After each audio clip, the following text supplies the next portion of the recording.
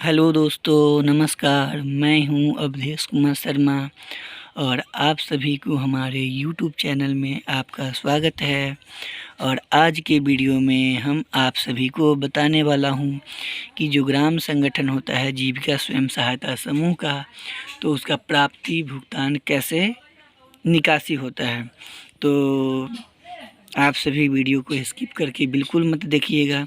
और ये जो कम्युनिटी मोबिलाइज़र है, जो समूह का लेखा जोखा करती है, उनके लिए ये बहुत इम्पोर्टेंट है। तो आप लोग बिल्कुल स्किप करके नहीं देखिएगा और ध्यानपूर्वक देखिएगा, ताकि फिर आपको इसमें कुछ ऐसा ना छूट जाए, ताकि आपको बाद में परेशानी हो। तो इसलिए चलिए हम प्रारंभ करते हैं। तो यहाँ देखिए समूह का नाम है, तो समूह का नाम जो रहेगा काली समूह, तो हम काली समूह लिख देंगे। उसके बाद समय विधि विच, तो समय कितना बजे इसका मीटिंग होता है वो डाल दीजिए। अब इसका है प्राप्ति साइड, इधर भुगतान साइड। तो प्राप्ति का मतलब हुआ कि जो हमको हाथ में आया वो प्राप्ति हो गया, जो हाथ से गया वो भुगतान हो गया। तो इसका मेन हेडिंग में देखिए कि प्रारंभिक शेष आ गया। तो प्रारंभिक शेष का मतलब होता है पिछला राशि। तो अब इसका हेड में आ गया नगद शेष।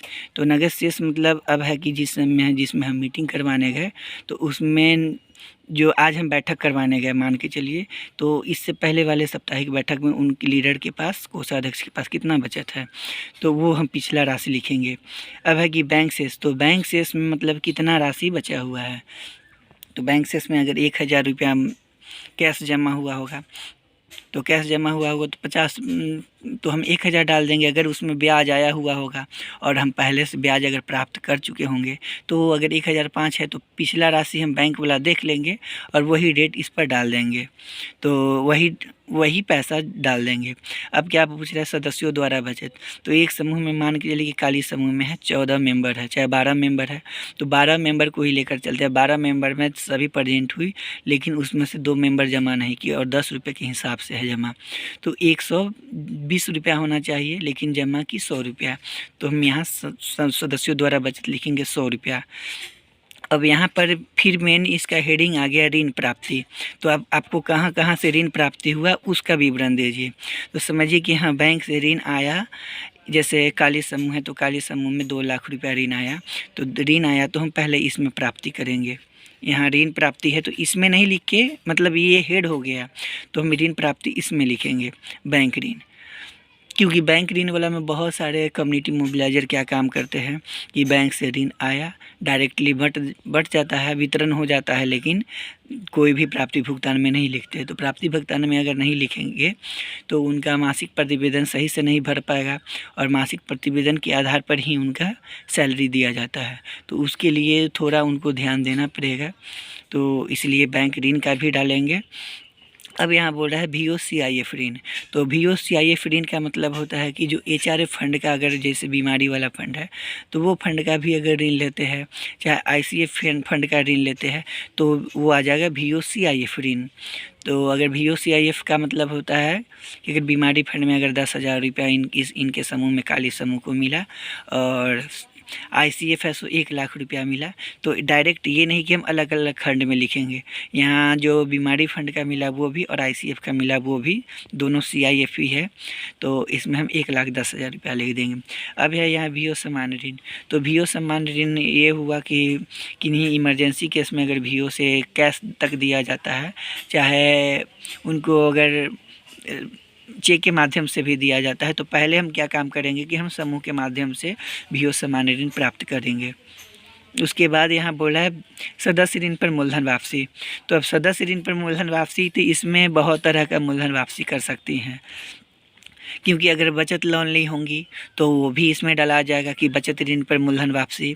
सेम मतलब जितना भी मूलधन है वो इकट्ठा जोड़ लिया जाएगा। अगर ICF का है वो भी जोड़ाएगा, बचत CCL का है वो भी जोड़ाएगा, और सामान्य ऋण VO का है वो भी जोड़ाएगा, और CIF मतलब जो है ये HRF फंड का हो चाहे ICF फंड का हो, वो इकट्ठा इसमें मूलधन वापसी टोटली जोड़ा जाएगा, और टोटली का ब्याज इकट्ठा इसमें कर दिया जाएगा। और वो जो जमा जो होगा वो हर हेडिंग मतलब वो उस साइड में रहेगा। ये भुगतान साइड का प्राप्ति साइड है, तो इकट्ठा इसमें चढ़ेगा। अब है कि बचत खाते पर ब्याज, तो अब है कि बचत खाते पर आपका जो भी ब्याज प्राप्त हुआ होगा इस माह में, तो जब आप अप टू डेट देख लेंगे तब इसमें चढ़ाएंगे। और दंड शुल्क, दंड शुल्क का मतलब होता है कि जैसे मेंबर का समय दिया हुआ है कि 5 बजे आना है, चाहे 10 बजे से मीटिंग है, अगर उनको लेट होता है तो 5 रुपया 10 रुपया अगर दंड देते हैं तो हमको तो प्राप्त हुआ, तो हम दंड शुल्क इसमें प्राप्त करेंगे।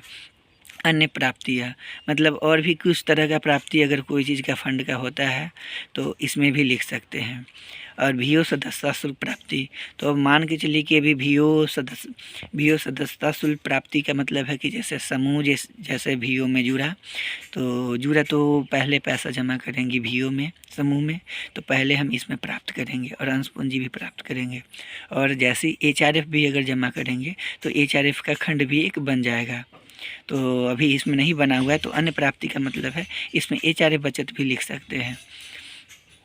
तो ये हम कर लिए। उसके बाद टोटली जो होगा सो हम यहाँ पर ऐड कर देंगे। यहाँ देखिए,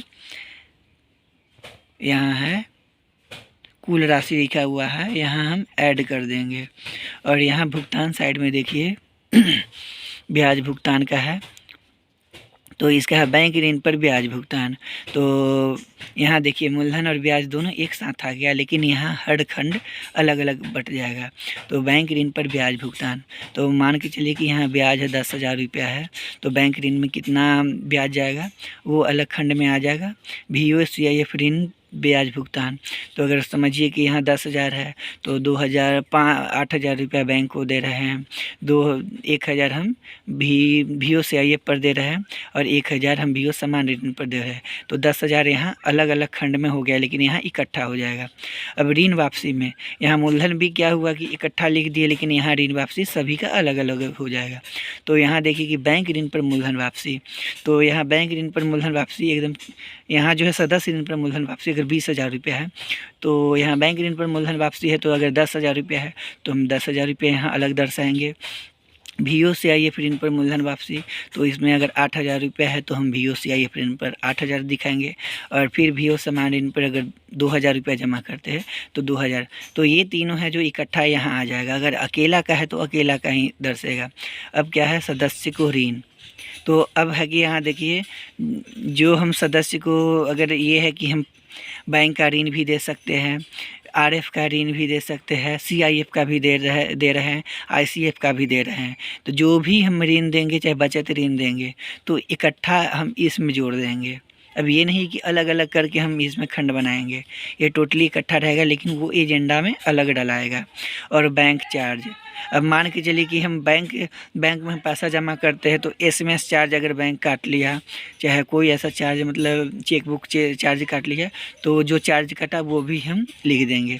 अब क्या है कि समूह खर्च, अब समूह खर्च में है कि मतलब जैसे पैड है, अंगूठा निशान पैड, तो वो अगर ख़रीदना है तो उससे खरीदारी करेंगे तो हम लेखन सामग्री खर्च बना देंगे। अगर यातायात खर्च में लिखेंगे, यातायात में भाड़ा खर्चा देना है तो यातायात खर्च लिख देंगे। चाहे अगर जीरोक्स वगैरह कराना है तो हम लेखन सामग्री खर्च कर देंगे। जो भी रहेगा उसका हेड बना के वहाँ लिख देंगे। उसके अलावा यहाँ सीएम मानदेय, अगर सीएम को भुगतान करना है, यहाँ सामग्री लेखापाल का मानदेय, तो सीएम का जो मानदेय बनता है एसएचजी कंट्रीब्यूशन, तो यहाँ आराम से एक खंड में लिख देंगी। यहाँ 2-3 खंड ऐसे ही छोड़ दिया है कि एक ही खंड में नहीं लिखना है। तो यहाँ अगर लेखन सामग्री होता है तो इसमें लिख लेंगे, यहाँ लेखापाल का मानदेय है तो इसमें लिख लेंगे, यातायात खर्च है तो इसमें लिख लेंगे। सबका हेडिंग अलग अलग बना देंगे।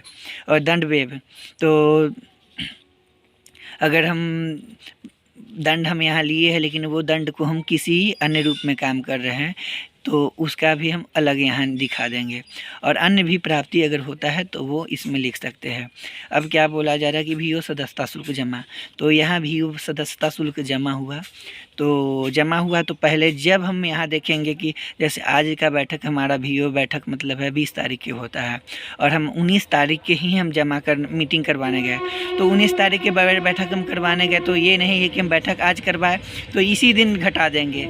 जब हम देखेंगे कि 20 तारीख के वो पैसा जमा कर दिए, अगले सप्ताह में हम जाएंगे, अगर 26 तारीख की हो चाहे 25 तारीख की हो तो हम 26 वाला में देख लेंगे कि वो पैसा समूह जमा की नहीं, क्योंकि CM तो रहती है तो वो जाती है समूह में VO में, तो उनको पता है कि जमा हुआ है कि नहीं जमा हुआ है। तो अगर उनका जमा हो गया होगा तो VO सदस्यता शुल्क जमा किस डेट में लिखी वहाँ हम जमा हुआ वो डेट हम डाल देंगे। VO अंश पूंजी जमा, अगर फिर है कि VO HRF अगर जमा होता है तो यहाँ एक खंड और बना देंगे VO HRF जमा। तो जो आया जब तक वो गया नहीं तब तक हम इसमें लिखेंगे नहीं। अब यहाँ है कि बचत भुगतान, तो बचत भुगतान मतलब है कि अगर कोई समूह में कोई सदस्य है कि किसी कारणवश अगर नहीं रहना चाहती है, मतलब अगर उनको बाहर जाना है या उनको समूह में रहने का इच्छा नहीं हो, तो उनका मैंने सभी के सर्वसम्मति से उनका बचत भुगतान जो है, अगर 800 रुपया जमा की है तो अगर समूह का स्वेच्छा हुआ कि इनका 800 का 800 पूरा रिटर्न दे दे तो यहाँ लिख देंगे कि बचत भुगतान 800 रुपया। अब यहाँ पूरा हेडिंग आ गया कि VO जमा।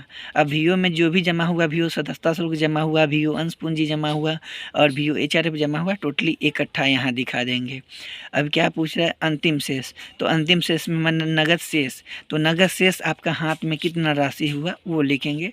और बैंक शेष में मतलब अगर जैसे बचत का हुआ और क्या हुआ कि जो ब्याज व्याज आया वो टोटली जोड़ दिए, अगर इसमें से आपका बैंक चार्ज काटा तो वो काट कर घटा कर आप यहाँ लिख सकते हैं। और कुल राशि यहाँ जो रहेगा वही रहेगा, मतलब यहाँ 1 लाख रुपया था तो यहाँ भी 1 लाख हुआ, और ये 1 लाख में से जो भी पैसा मतलब इसमें से खर्च हुआ वो टोटली को हम जोड़ेंगे और नगद शेष बैंक शेष अगर जोड़ेंगे तो टोटली मिलकर यहाँ वाला मुँह मिल जाएगा, यहाँ मुँह मिल जाएगा।